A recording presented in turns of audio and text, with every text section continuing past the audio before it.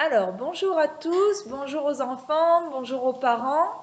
C'est une vidéo spécialement pour les parents, pour vous rassurer. J'ai décidé de faire cette vidéo car j'entends beaucoup autour de moi des amis, maman, des copains qui sont un peu débordés avec l'école à la maison, qui trouvent qu'il y a trop de travail, trop de choses à faire et qui n'arrivent pas à tout gérer en même temps. Donc, je voulais vous rassurer à tous. L'école à la maison, c'est quelque chose d'inédit, d'accord? C'est pour moi la première fois que je fais des cours à distance. Pour vous, c'est la première fois que vous avez autant de travail avec vos enfants. Vous aviez l'habitude des devoirs, mais qui étaient des révisions. Là, on vous demande d'essayer d'enseigner à vos enfants. Comme on le sait tous, l'enseignement, ben, c'est un travail, hein. C'est la pédagogie, ça s'apprend. On vous demande en réalité l'impossible. C'est comme ça, c'est une situation inédite. On fait tous de notre mieux. Vous comme moi, d'accord, je suis aussi maman, alors elles sont petites, mais je comprends la difficulté.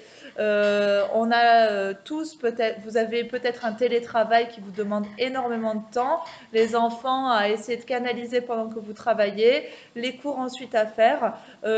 J'entends tout à fait que ce soit très difficile et que vous ne puissiez pas tout faire. Alors, pas d'affolement. Si vous n'arrivez pas à faire tout ce qu'on donne, ce n'est pas grave, d'accord? Tout ce qu'on veut, le but de l'école à la maison principale était qu'il y ait une continuité pédagogique entre la maison l'école et que les enfants ne soient pas restés à rien faire ou à ne faire que jouer à des jeux vidéo, à regarder la télé continuellement pendant ce confinement. Le but était que les enfants continuent à un peu travailler à la maison et gardent un lien avec l'école. Normalement, il n'y a pas de compétences, il ne devait pas y avoir de nouvelles compétences euh, à aborder lors de ce confinement. Il se trouve que le confinement a été allongé et donc ben, si ça continue, il va falloir effectivement qu'on aborde de nouvelles notions. Attention, si tout le monde est dans la même situation, tous les enfants de France sont dans la même situation, donc ils seront tous traités de la même façon lorsqu'ils reprendront l'école. Et l'année prochaine, en tant qu'enseignante, je vais avoir une classe et je sais que cette classe aura eu un mois sans école, 2 mois peut-être, je ne sais pas, d'accord? Donc ça, on en tiendra rigueur, ne vous inquiétez pas. Maintenant, on sait que ce travail à la maison vous demande d'avoir un ordinateur, vous demande d'être présent avec votre enfant et parfois ben, ça va créer des inégalités car des parents n'ont pas d'ordinateur, car des parents n'ont pas forcément le même temps que d'autres parents. On en est tout à fait conscient. Aujourd'hui, je vous fais cette vidéo pour vous déculpabiliser, pour que vous vous déstressiez si vous étiez stressé. Vos enfants vont quand même progresser et s'ils n'ont pas assez progressé pendant le confinement, on reprendra tout ça à notre retour et si ce n'est pas cette année, imaginons que le confinement dure, je n'ai pas d'informations là-dessus, mais imaginons que cela dure, l'année prochaine, nous en tiendrons compte de ce confinement et de cette difficulté à travailler à la maison, d'accord?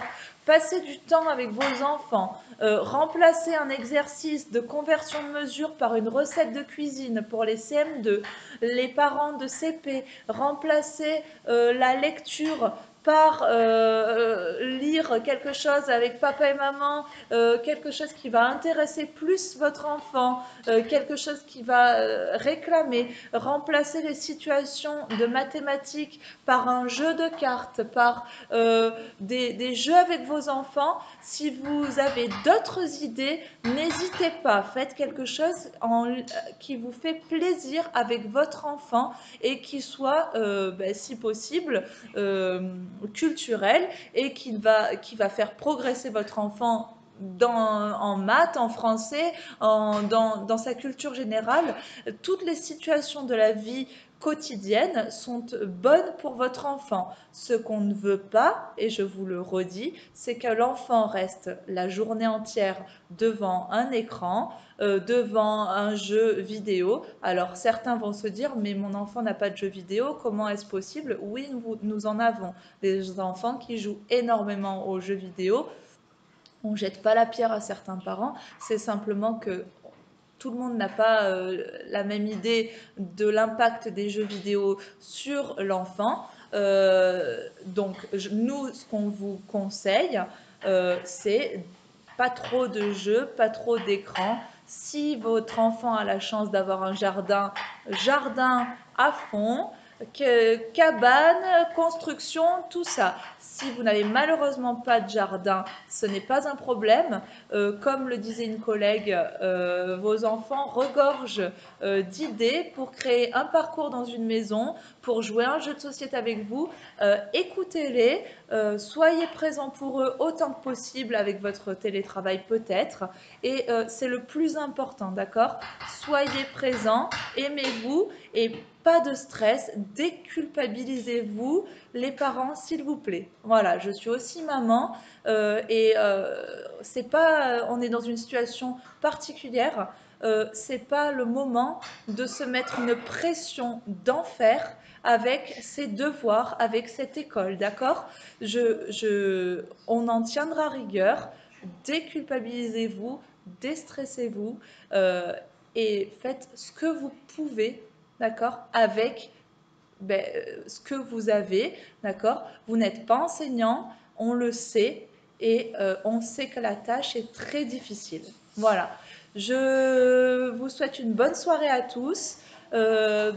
Coucou mes élèves de CM2, vous me manquez. Il me tarde de reprendre l'école avec vous. J'espère que ça va être rapide, mais je n'en sais rien. Les CP aussi, vous me manquez. J'essaie de vous faire beaucoup de vidéos pour que il y ait un petit lien entre l'école et la maison pour comprendre plus facilement les sons de la méthode de lecture. Et faites de votre mieux. Et voilà. Je suis sûre que vous êtes tous très courageux et que tout le monde fait de son mieux. Voilà, bye bye à tous, au revoir, bonne soirée et profitez de vous retrouver en famille. Au revoir.